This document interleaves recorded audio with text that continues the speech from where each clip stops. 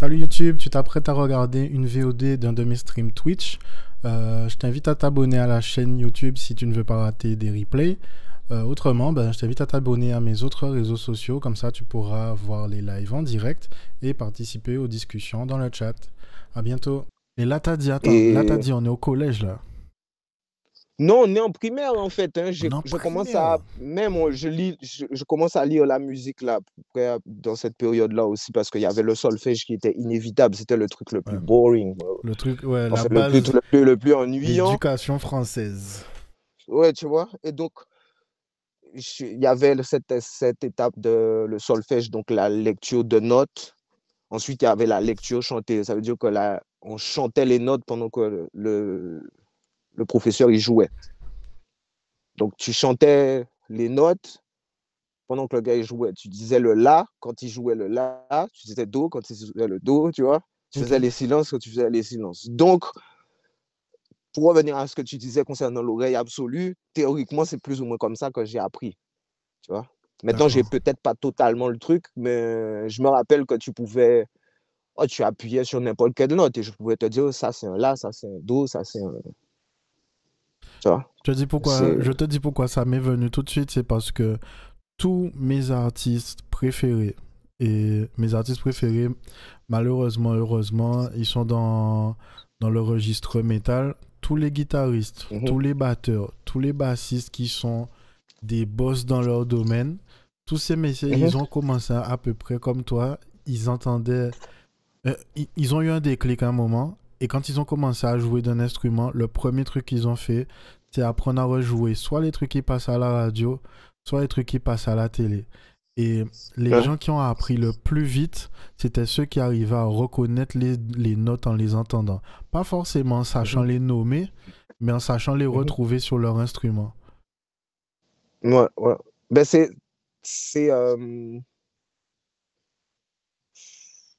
autant te dire qu'à ce stade-là, ouais, je pouvais les nommer. J'ai pas envie de m'afficher là, mais si tu as un MIDI contrôleur, tu peux cliquer, pff, tu peux être surpris que je te dise la note. Peut-être si tu fais des dièses ou des bémols, peut-être que je vais être un peu à côté, mais à l'époque, je pouvais vraiment te dire ça c'est un do dièse, ça c'est un ré dièse, ou ça c'est un, tu vois. C'est impressionnant en tout cas. Et,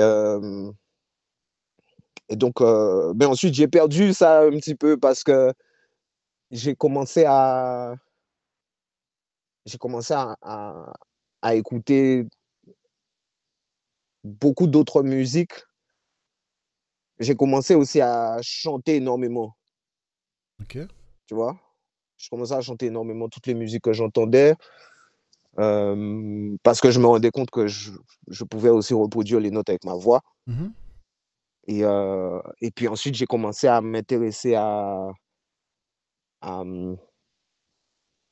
au pouvoir des paroles, tu vois. Ouais. Et, et c'est en entrée en collège que je commence à chercher les paroles des musiques de Bob, des musiques de Michael Jackson. À l'époque, il y avait les bouquins là, c'est mes cousines qui avaient ça, les Star Club, les trucs comme ça. Et moi, je découvrais que il y avait les paroles écrites dans ces trucs-là. Et donc, j'ai commencé à faire mes premiers, je vais dire les premiers.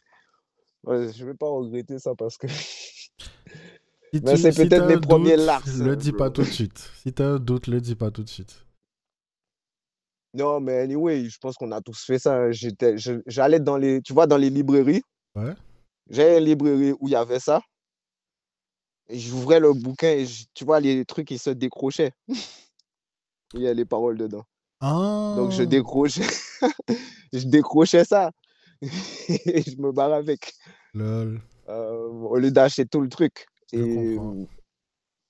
et, euh, et ouais, c'est plus ou moins comme ça que j'ai commencé à chercher les paroles parce qu'en fait, après, j'allais en cours et il y avait ma prof d'anglais de l'époque, avec qui j'ai encore des contacts d'ailleurs.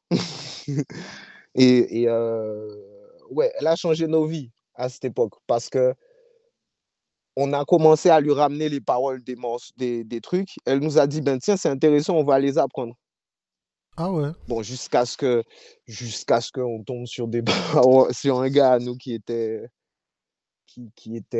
Saint-Thomasien d'ailleurs. Il est arrivé au milieu de l'année et il a vu qu'on faisait ça, mais il parlait déjà anglais. On était en sixième. Hmm. Et, et lui, il dit, tiens, ben, on va faire, je sais pas moi, il a trouvé, je me rappelle plus c'était quoi, Public Enemy ou MC Hammer ou je me rappelle plus quel groupe. Il avait dit, ouais, pourquoi on n'essaierait pas ça, quoi. Et puis la dame, elle a survolé un petit peu le truc. Surprise. Et il y a un élève ouais, il y avait un élève qui avait des parents anglophones et qui a checké, qui a dit, mais comment ça se fait que il y a des paroles, c'est C'est limite, quoi. hardcore, machin. Tu Ouais. vois? Et, donc, ça a cramé le truc, tu vois? Ah, ça a tout tué après? Ouais, ça a cramé. Oh, Ça a cramé le truc, mais on a gardé le love, tu vois? Donc, on a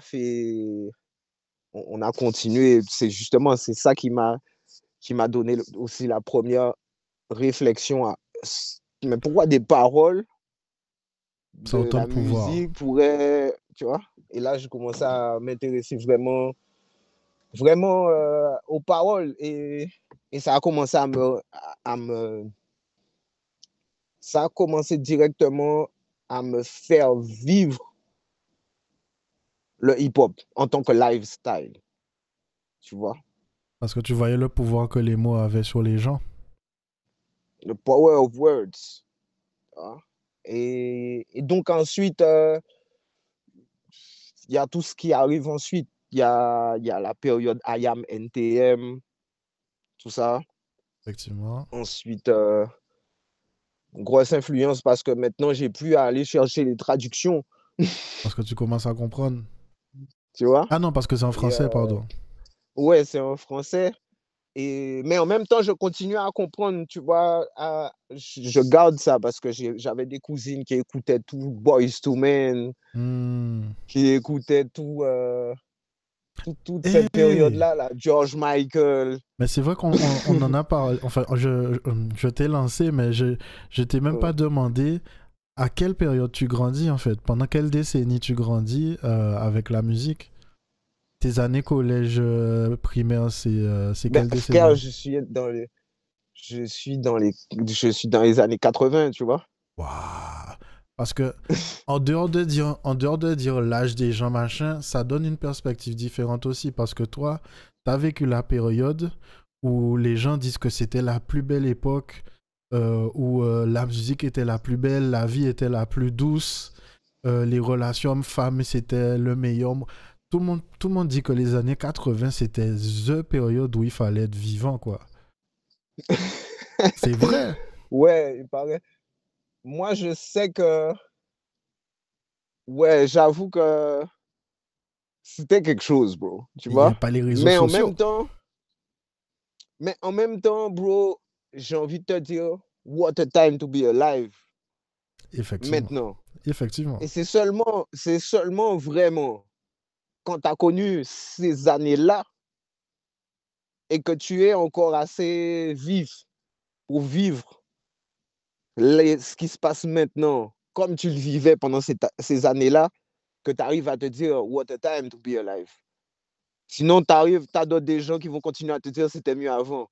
C'est sûr. C'était mieux avant et c'est mieux maintenant. C'est comme ça que je vois la chose. Et ce sera mieux après aussi. C'est ouf ça, c'est cool ça.